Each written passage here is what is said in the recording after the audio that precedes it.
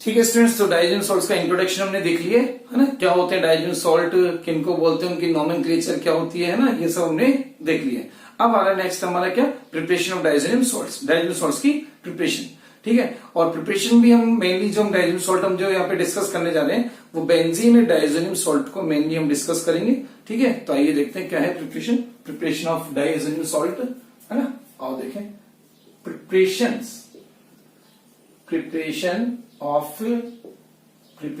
Of diazonium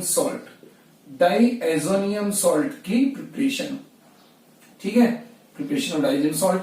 और diazonium salt में भी हमको मेनली क्या स्टडी करना है, मेनली हमको स्टडी करना है बेंजीन डाइएजोनियम क्लोराइड। ठीक है, तो हम जो डाइजेनियम सॉल्ट जो हम पढ़ेंगे वो कौन सा वाला पढ़ेंगे, बेंजीन डाइएजोनियम क्लोराइड पढ़ेंगे। बेंजीन डाइएजोनियम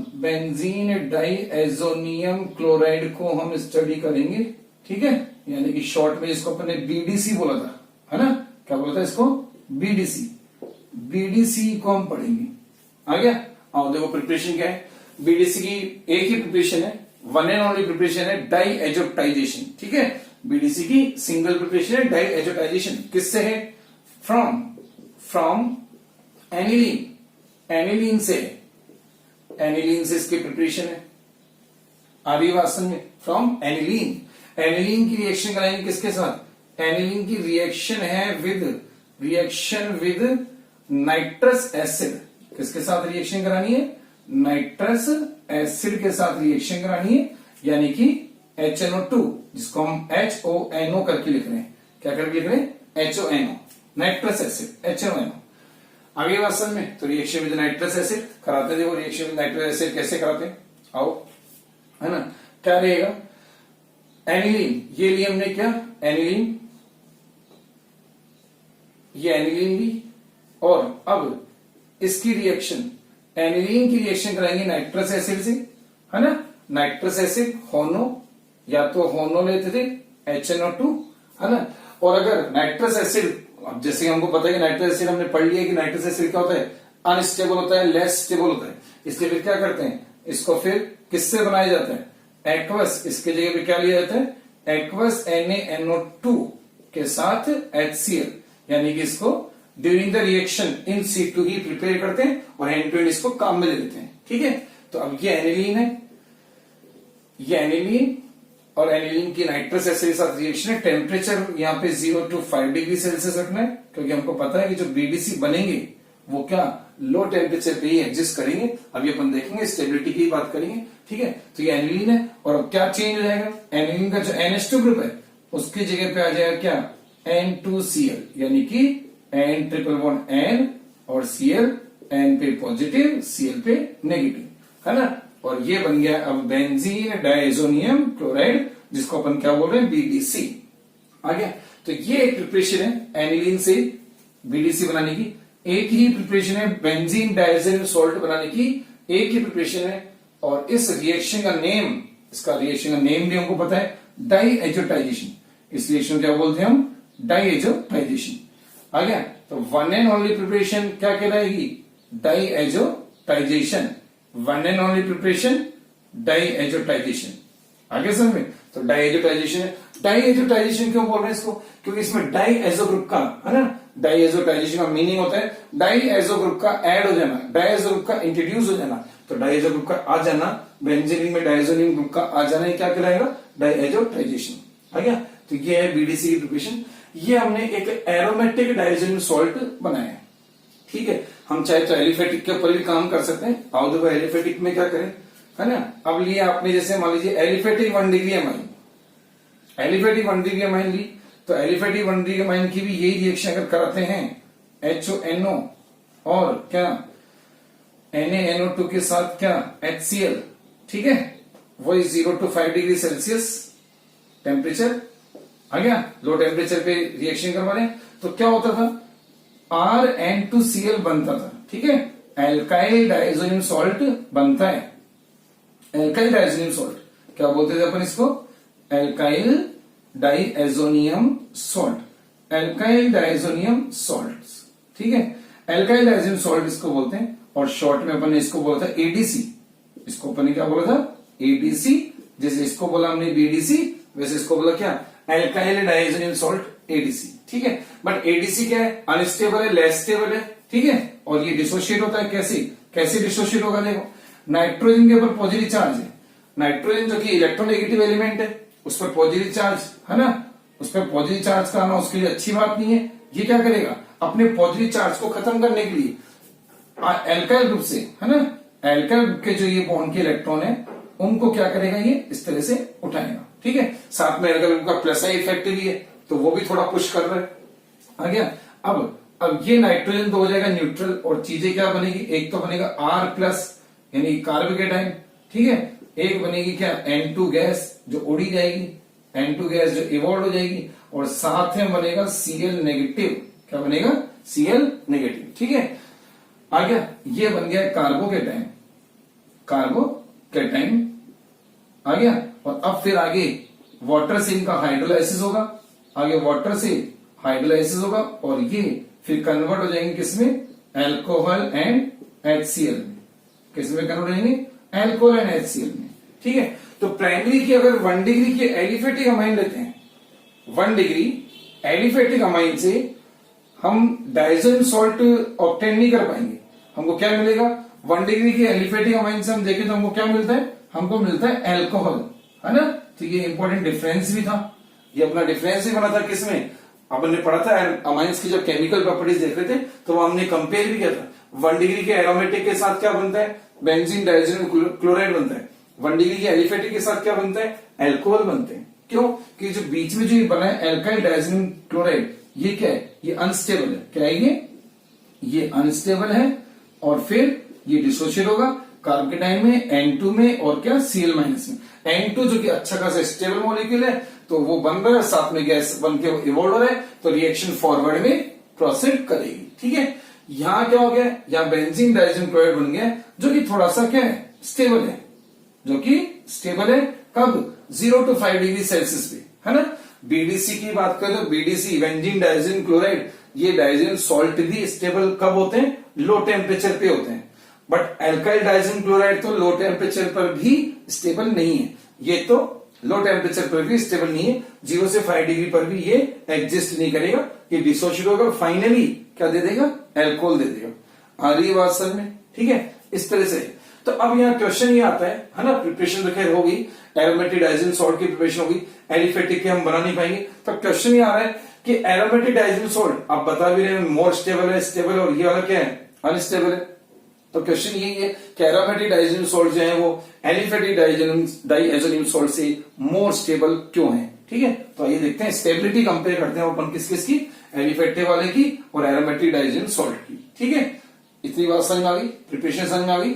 ठीक है, अमाइन से ध्यान रखो, 1 डिग्री की एलिफेटिक अमाइन अगर लेते हैं तो फाइनल प्रोडक्ट एल्कोहल होता है, और इससे फिर बीडीसी आता है। एरोमेटिक वाले से क्या आता है, बीडीसी। हो गया। ठीक है, अब आते हैं स्टेबिलिटी की बात करते हैं। ठीक है, तो ये तो होगी प्रिपरेशन, है ना। और अब स्टेबिलिटी का जो इंपॉर्टेंट क्वेश्चन है, स्टेबिलिटी का इंपॉर्टेंट क्वेश्चन क्या है कि aromatic diazonium salt, aromatic diazonium salts are more stable than किनसे, एलिफेटिक डाइएजोनियम सॉल्ट। ठीक है, तो हम स्टेबिलिटी पे काम कर रहे हैं। आओ देखो स्टेबिलिटी पे कैसे, एक तो क्वेश्चन की फॉर्म में अपन लिख लेते हैं अपना। ठीक है, क्या है क्वेश्चन की फॉर्म में कि एरोमेटिक, है ना, aromatic diazonium salts, aromatic diazonium salts are more stable than, salts are क्या, more stable than, or more stable than किससे, किससे, aliphatic amine, more stable than aliphatic amine, aliphatic sorry aliphatic diazonium salt, aliphatic diazonium salt, aliphatic diazonium salt से ये ज्यादा stable कैसे है। ठीक है, एरोमेटिक डाइएजोनियम सॉल्ट्स जो होते हैं वो मोर स्टेबल होते हैं किससे, एलिफेटिक डाइएजोनियम सॉल्ट से वो मोर स्टेबल होते हैं। तो ये स्टेटमेंट भी है, क्वेश्चन भी है, एनसीईआरटी में एक्सरसाइज में क्वेश्चन भी पूछा गया है ना, तो इंपॉर्टेंट है, देखते हैं। ठीक है, तो मेन सबसे मेन रीजन इसका रेजोनेंस। ठीक है, तो मेन रीजन क्या है, due to resonance, due to resonance. आओ देखो रेजोनेंस की बात करें, रेजोनेंस, रेजोनेंस की वजह से क्या होगा, एरोमेटिक डाइजेनियम सॉल्ट ज्यादा स्टेबल हो जाएंगे। कैसे? पहले देखते हैं उनमें रेजोनेंस। आओ देखो कैसे देखें रेजोनेंस, है ना। तो ये हमारा एरोमेटिक डाइजेनियम सॉल्ट होता है। क्या है? बेंजीन डाइजेनियम क्लोराइड की हम बात करें तो बेंजीन डाइजेनियम क्लोराइड हम बनाए, ये लो, ये बेंजीन डाइएजोनियम और क्लोराइड Cl नेगेटिव आयन, ठीक है। ये बेंजीन डाइएजोनियम क्लोराइड है। अब इसमें देखो जो एनायन वाला पार्ट है उसका इस स्ट्रक्चर से कोई लेना देना नहीं है ना। एनायन वाले पार्ट का इस स्ट्रक्चर से कोई लेना देना नहीं है, वो तो जस्ट केवल इसके पॉजिटिव चार्ज को न्यूट्रलाइज करने के लिए आयनिक बॉन्ड से अट्रैक्ट है, ठीक है। तो अभी जब स्टेबिलिटी का रीजन दे रहे हैं तो एनायन का इसमें कोई रोल नहीं है, ठीक है। इसलिए अपन एनायन को यहां से रिमूव कर रहे हैं, एनायन को यहां से हटा देते हैं। ये लो एनायन हमने यहां से हटा दिए, ठीक है। अब देखो, अब इस नाइट्रोजन पे एक लोन पेयर है, इस नाइट्रोजन पे एक लोन पेयर, इस वाले नाइट्रोजन में क्या आ गया? Positive charge. इसमें क्या आ चुका है? पॉजिटिव चार्ज आ रहा है। आ गया समझ में? अब ये नाइट्रोजन जो है, पॉजिटिव चार्ज जो नाइट्रोजन है वो हो चुका है इलेक्ट्रॉन डेफिशिएंट। क्या हो चुका है? वो इलेक्ट्रॉन डेफिशिएंट ये हो चुका है, ठीक है। और अब ये इलेक्ट्रॉन डेफिशिएंट नाइट्रोजन क्या करेगा? अपनी इलेक्ट्रॉन डेफिशिएंसी को, अपनी इलेक्ट्रॉन की जो डेंसिटी जो कम हो गई है उसको कंपनसेट करने के लिए क्या करेगा? बेंजीन रिंग से इलेक्ट्रॉन्स को विड्रॉ करेगा, उठाएगा, ये लो, यहां से ये लेगा। आगे समझ में? ठीक है। तो यहां से ये लेगा। तो अब डाइएजोनियम ग्रुप के अगर एम इफेक्ट की बात करें तो डाइएजोनियम ग्रुप का एम इफेक्ट बन गया माइनस एम इफेक्ट। कैसा बन गया? माइनस एम इफेक्ट वाला ये ग्रुप हो गया, है ना। बेंजीन रिंग से ये ले रहा है तो इसलिए कैसा हो गया? माइनस एम इफेक्ट वाला। अब देखो, अब जब ये इलेक्ट्रॉन यहां उठ के आ जाएंगे, जब ये रिंग के इलेक्ट्रॉन यहां उठ के आ जाएंगे तो यहां बनेगा डबल बॉन्ड, यहां बीच में क्या बनेगा? Double bond.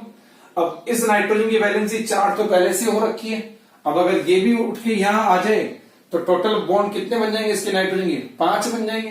टोटल कितने बॉन्ड बन जाएंगे? 5 बॉन्ड, ठीक है। बट हमको पता है कि नाइट्रोजन कभी भी नाइट्रोजन 5 बॉन्ड फॉर्म नहीं कर सकता है। क्यों? क्योंकि उसके पास क्या नहीं होता है? उसके पास वैकेंट डी ऑर्बिटल नहीं होता है, तो वो अपनी वैलेंसी को 4 से ज्यादा कभी नहीं कर सकता है ना। ये सब हम पढ़ते हैं इनऑर्गेनिक केमिस्ट्री में, हम सब पढ़ते हैं, है ना। 11th क्लास में पढ़ रखा है। नाइट्रोजन के पास वैकेंट डी ऑर्बिटल नहीं है और due to absence of vacant d orbital it can not expand its covalency beyond 4। ये अपनी वैलेंसी 4 से ज्यादा नहीं कर सकता है, ठीक है। अरे तो अब अगर ये बॉन्ड के इलेक्ट्रॉन यहां उठ के आएंगे तो ये इसकी 5th वैलेंसी बनने जा रही है, लेकिन 5th वैलेंसी नहीं बन पाएगी, उससे पहले ये इलेक्ट्रॉन उठ के यहां आ जाएंगे, ठीक है। तो अब ये यहां आएंगे तो ये उठ के यहां आएंगे। अब इस तरह से इसमें रेजोनेंस चलेगा। आओ देखो कैसे रेजोनेंस हो रहा है। ये देखो, अब जो इसकी सेकंड रेजोनेंस स्ट्रक्चर बनेगी, है ना, कैसे बनी?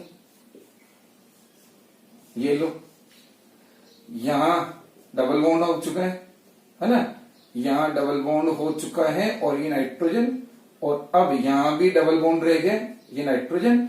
अब इस नाइट्रोजन पे 2 लोन पेयर हो जाएंगे। क्यों? क्योंकि एक तो पहले से था और ये बॉन्ड के इलेक्ट्रॉन भी दोनों यहां आ गए, साथ में नेगेटिव भी आएगा। नेगेटिव इसलिए आएगा क्योंकि 2 इलेक्ट्रॉन उठ के आए थे, जिनमें से एक इसका खुद का था, एक इसने साइड वाले नाइट्रोजन का लिया, इसे इसलिए इस एंड पे आ गया नेगेटिव। इस नाइट्रोजन पे अभी भी वही पॉजिटिव रहेगा।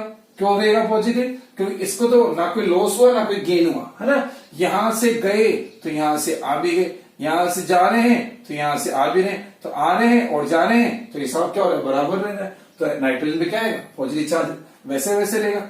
अब पॉजिटिव चार्ज और कहां बन जाएगा?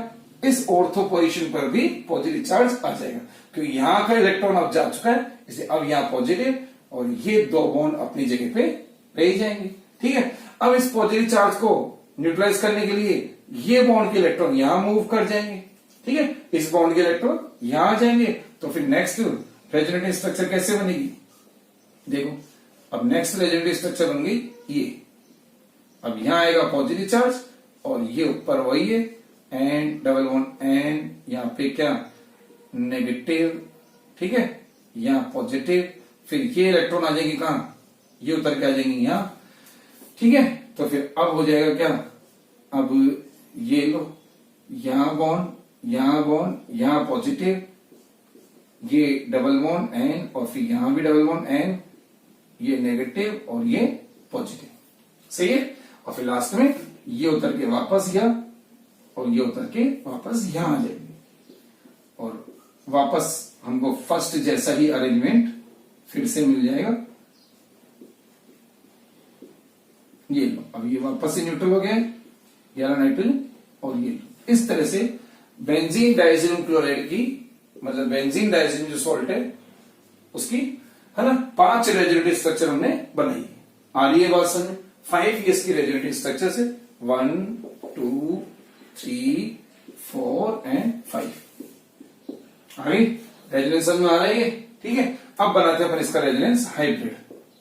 अब इसका रेजोनेंस हाइब्रिड अगर बनाए तो रेजोनेंस हाइब्रिड कैसा बनेगा?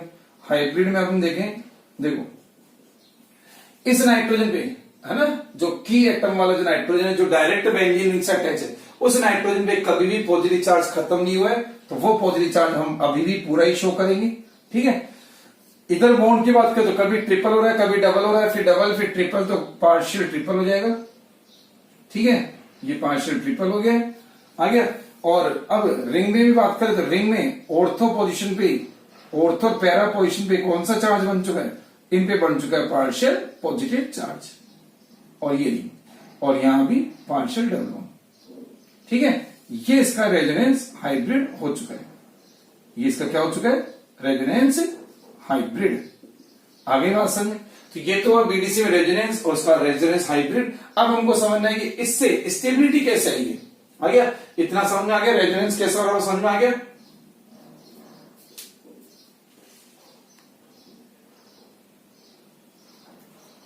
ठीक है, तो अब रेजोनेंस तो हमको समझ में आ गया। अब कैसे इससे स्टेबिलिटी कैसे इंक्रीज होगी? इससे स्टेबिलिटी इस तरह से इंक्रीज हुई है ना। एक तो अपन ने यहाँ ये नहीं बनाया, एक बार देखो, इस वाले नाइट्रोजन पे कौन सा चार्ज आ जाएगा? इस वाले नाइट्रोजन पे आ जाएगा पार्शियल नेगेटिव चार्ज, है ना, क्योंकि नेगेटिव चार्ज कभी आ रहा है कभी जा रहा है, तो पार्शियल नेगेटिव है। पार्शियल नेगेटिव हो गया ना, ये इसका हाइब्रिड है फाइनली, है ना। वो अपन लगाना भूल गए थे इसको, तो अब लगा दिए। नाइट्रोजन पे नेगेटिव चार्ज, पार्शियल नेगेटिव। ठीक है, अब नाइट्रोजन पे पार्शियल नेगेटिव, अब इससे स्टेबिलिटी कैसे इंक्रीज हुई समझो। देखो कैसे, कि जो ये पॉजिटिव चार्ज है, यूं बोलते हैं कि ये पॉजिटिव चार्ज का क्या हो गया? डिस्पर्जन हो गया। ये पॉजिटिव चार्ज अब क्या हो गया? पहले जितना इफेक्टिव नहीं है, पहले जितना स्ट्रांग नहीं है, या हम यूं कह सकते हैं कि इंटेंस नहीं है। कहीं ना कहीं उसकी इंटेंसिटी यानी पॉजिटिव चार्ज की डेंसिटी है वो कम होगी। कैसे कम हुई है समझो, है ना।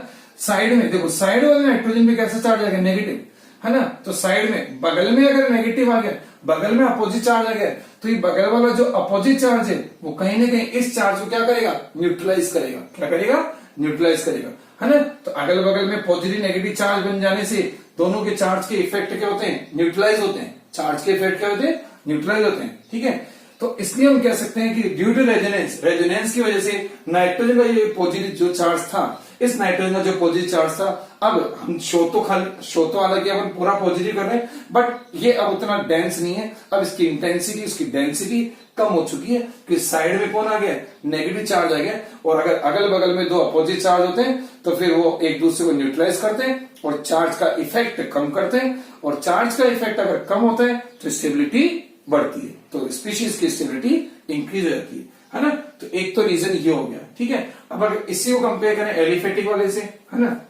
ठीक है, अब तो एलिफेटिक में क्या था? एलिफेटिक वाला ये था एन पॉजिटिव, और ये लीजिए इस तरह से। ठीक है, अगर अपन यहाँ पे चाहे तो आर की जगह पे आप कुछ ले सकते हो समझाने के लिए। जैसे मान लीजिए आपने लिया CH3CH2, है ना, और CH2 और फिर N पॉजिटिव, मान लीजिए आपने ऐसा कुछ एल्काइल ग्रुप ले लिया है, प्रोपाइल। आपने क्या ले लिया? प्रोपाइल। अभी प्रोपाइल आपने ले लिया है यहाँ। अब देखो, जैसा यहां हुआ वैसे वहां हो सकता है क्या? है ना। कैसे? जैसे यहाँ पाई बॉन्ड के इलेक्ट्रॉन उठ के यहां आ गए थे, क्या यहाँ कोई ऐसा पाई बॉन्ड है? नहीं है, सारे बॉन्ड सिग्मा बॉन्ड ही है। तो क्या यहाँ कोई रेजोनेंस होगा? क्या एलिफेटिक वाले में रेजोनेंस होगा क्या? है ना। तो एलिफेटिक वाले में कोई रेजोनेंस नहीं होगा, इसलिए इसके नाइट्रोजन पे पॉजिटिव चार्ज पूरा है और साइड वाले नाइट्रोजन पे कोई नेगेटिव चार्ज नहीं आ रहा है। जबकि यहां क्या हो गया था? साइड वाले नाइट्रोजन पे नेगेटिव चार्ज आ गया था, उसी ने इसका इफेक्ट क्या किया था? कम किया था, और उससे स्टेबिलिटी इंक्रीज हुई थी। तो इसी को हम बोलते हैं क्या? कि नाइट्रोजन चार्ज, जो नाइट्रोजन का पॉजिटिव चार्ज है वो क्या हो गया? डिस्पर्स हो गया।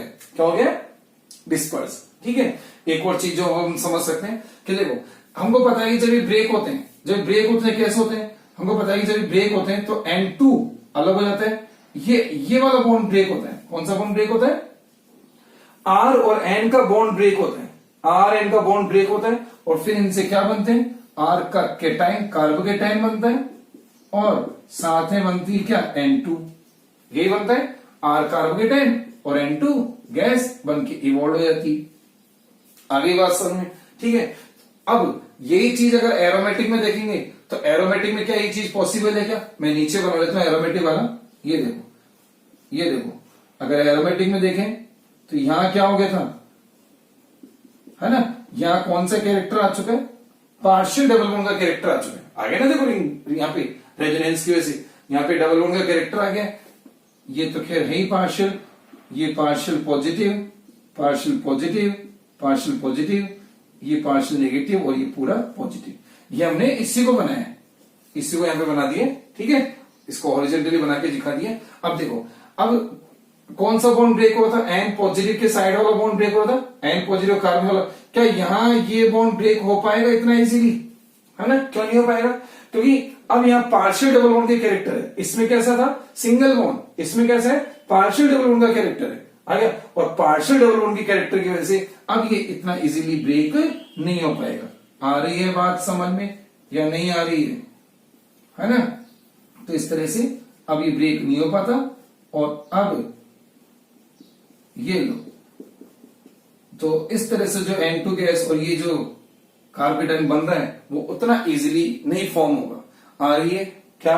क्या रहा कि जब हमको पता है कि जब भी डिसोशिएट होते हैं, ब्रेक हो रहा है ना, क्योंकि अनस्टेबल का डिकम्पोज हो रहा है, तो कहां से कौन सा बॉन्ड ब्रेक हो रहा है? जैसे कार्बन और नाइट्रोजन वाला ये वाला बॉन्ड ब्रेक हो रहा है, कार्बन नाइट्रोजन का। अब एलिफेटिक में तो ये बॉन्ड कैसा है? सिंगल बॉन्ड है।